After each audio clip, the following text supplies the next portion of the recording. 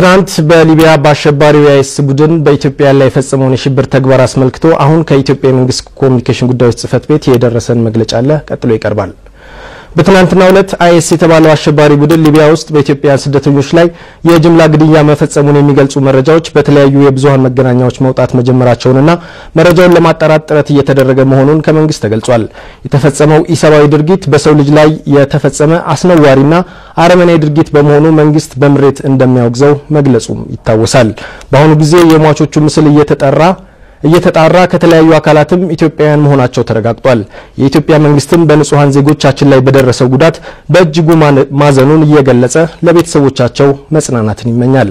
ቀጣይ በመንግስት የሚወሰዱ እርምጃዎችን የሚገለጹ ሲሆን በነገው ዕለትም የሀገሪቱ የህዝብ ተወካዮች ምክር ቤት የሚሰበሰብ ሲሆን በደቡብ አፍሪካና በሊቢያ በግፍ ለተገደሉት ዜጎቻችን የ3 ቀናት የሐዘን ቀን እንደሚያውጅና በመላ ሀገራችንና በኢትዮጵያ ኤምባሲዎች ባንዲራችን ዝቅ ብለው እንደሚውለበለቡም ውሳኔ ያሳልፋል።